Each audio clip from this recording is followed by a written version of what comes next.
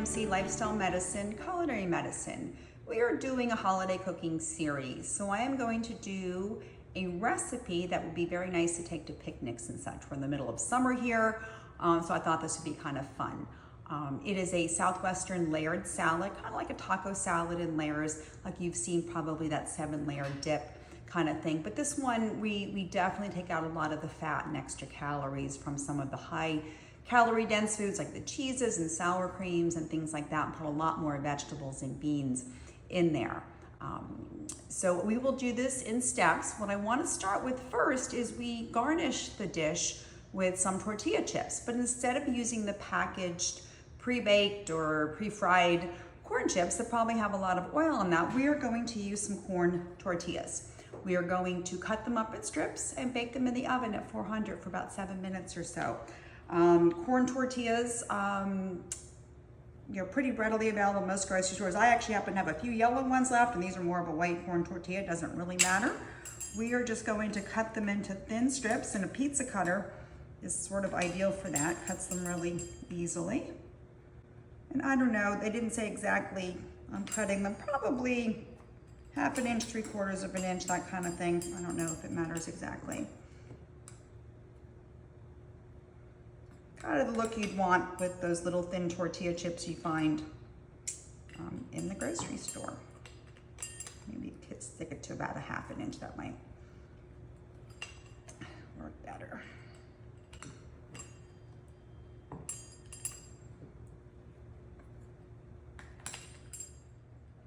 Now we're going to layer them on a cooking sheet. I put parchment paper on here just to make cleanup easy. On a single layer.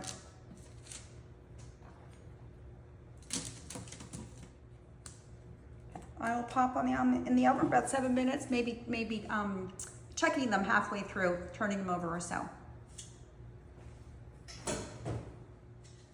Okay, our tortilla chips are done. It took about 7-8 minutes, nice and crispy. I actually decided to cut them a little smaller as well halfway through. So they will be a nice crunch on top and a nice garnish. I'm gonna set them aside though for the moment.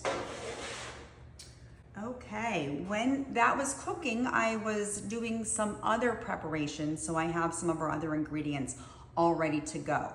The next thing though we do need to do is make the vegan sour cream that goes with this dish. Will be poured over top to give it a creamy kind of taste and feel. In preparation for making our layered Southwestern salad, I want to whip up a vegan sour cream. You can also use this in other recipes that call for sour cream, a lot less fat than traditional sour cream. We're going to use silken tofu. This is a different form of tofu that's creamier and used more for creamier like dishes. Even mousse we've made with this as well. I've drained off a little bit of the fluid, although you can't drain it quite as much as you can regular tofu. So I have that 14 ounces here. All we're going to add is a tablespoon of lemon juice and a tablespoon of white wine vinegar. It said you could use red wine or white wine vinegar, and I'm using white wine vinegar.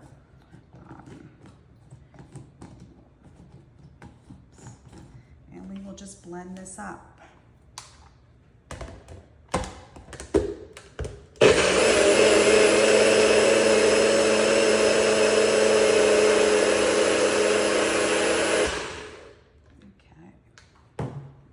Off a little bit.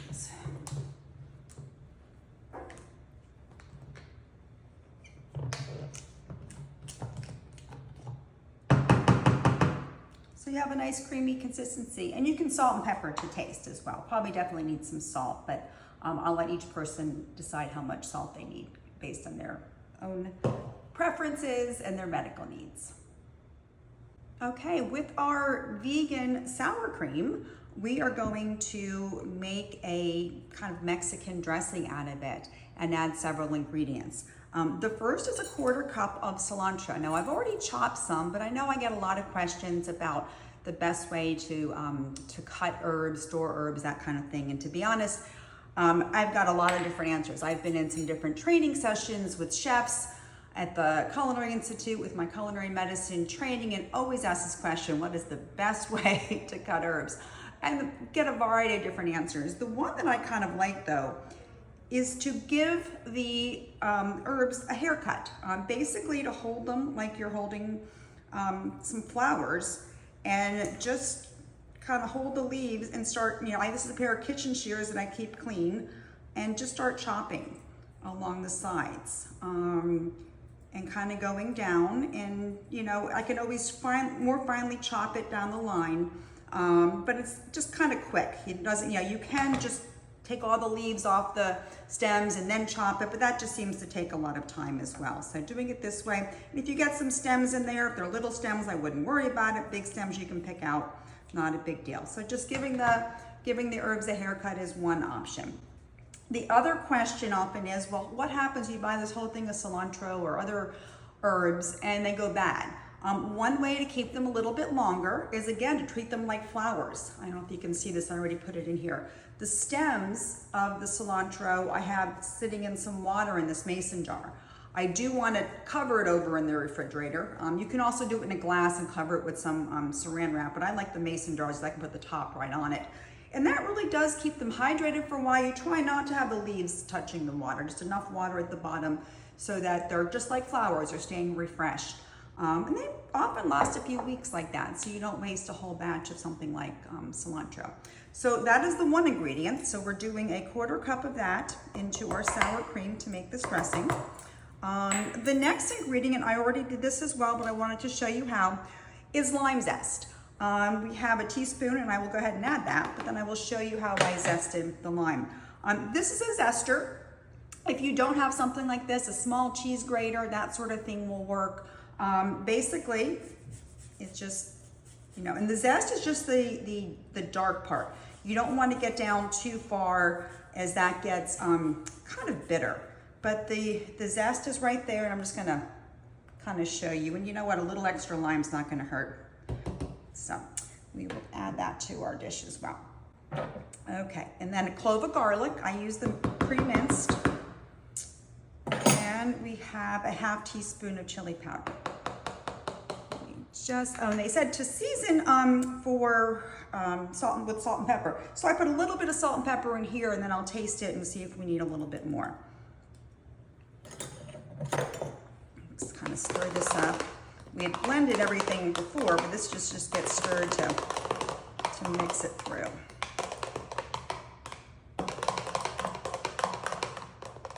I'm making a mess. I should have my apron on, right? Got that. Okay. Let's see here. Very nice flavor. I think we'll go just a little more salt since there's not a lot of salt in the rest of the dish. And then the pepper. I need another spoon since I used that one to taste. I'll just use the corn spoon for right now. Okay, so now we got the dressing all made for this dish. Okay, so the next step I'm going to bring over, we're using a nice glass bowl for this so we can see the different layers of the salad. These things. It calls for 6 cups of chopped romaine lettuce, and I usually would chop my own, but to be honest, Trader Joe's had this exactly 6 cups, all chopped. Thought I'd make it a little bit easier today, so that is going in the bottom. Looks like a lot, but I think this ends up settling down. Okay. The next layer, let me just make sure we get the layers right. Okay, so the next layer is the tomatoes. I already have those chopped over here. My mise en place is what we call it when we have everything all ready. So that's the next layer that just kind of goes over this layer. Kind of evenly, and you really want to make sure it's nicely viewed on the outside too. So I will kind of drag some of these tomatoes to make sure they're kind of visible when you look at this from the side to make it look pretty. That's good. After that, we have both black beans in here and pinto beans. And they've had me mix them with a 1/2 jar of salsa each. So I have black beans, 1/2 jar of salsa. whatever salsa you like. For some reason, I like paste. It's not a real expensive salsa. It is one that doesn't have added sugar, and I didn't even realize that was a thing. I think one of my patients had pointed out something about salsa with sugar, and I'm like, why would they put sugar in salsa? But they put sugar in everything, I guess. So a lot of tomato products, I guess, does have sugar. So the paste does not, and if you're looking for salsa, I would obviously try to get one that does not have added sugar. Not sure you really need sugar in salsa. Okay, so I'll make the black bean layer, and again, just kind of dragging it out to the edges so you can really kind of see the layers too. I'm gonna push this, compact this down a little bit because the lettuce will compact down over time anyway. Making some noise. Okay, set this aside. The next layer is gonna be a pretty yellow with the corn.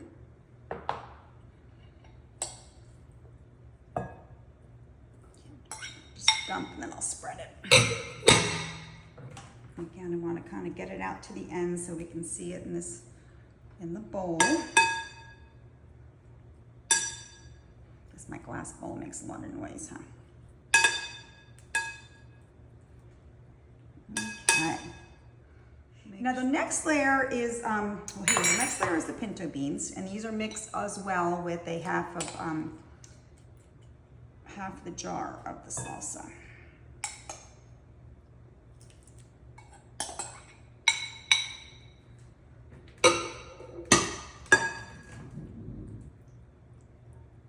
So a lot of moisture with all that salsa in there. And then again, this dressing we made is gonna go on top and kind of drip all the way down. Now the next layer calls for an avocado chopped. I'm actually serving this tonight, and I don't want the avocado to turn dark. So right now, I'm gonna hold on the avocado, and I'm also gonna hold on putting the chips on so they don't get soggy ahead of time. All right. So we put all this creamy, so this will kind of get in there and soak all the way down. This is kind of a good portion, but we'll just